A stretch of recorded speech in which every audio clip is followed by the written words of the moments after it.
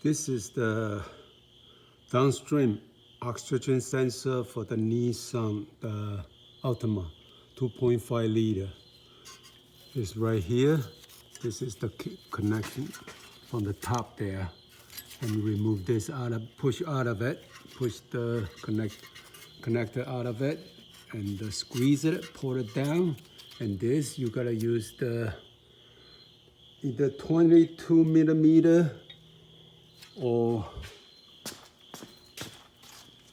this kind of oxygen sensor too, all right, or 22. Because I use this to loosen it, then use this one to move around because that one is so tight. And we got a protection cover on it, that's why it's difficult to move with the other two. And now it's loose. Basically, you just use the finger, turn, all right, and loosen it, and then install the new one. It's a very straightforward job.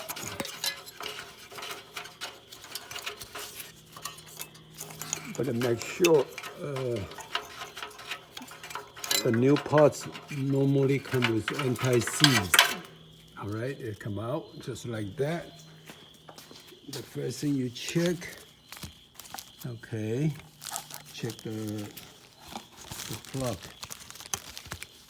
Yep, these plug identical. All right, so this is the right one, and this normally they do have that kind of anti-seize on it. Sorry, pull it too.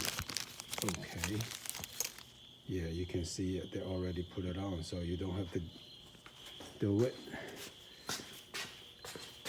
Okay, basically just put it in there and tighten it, and connect the connection.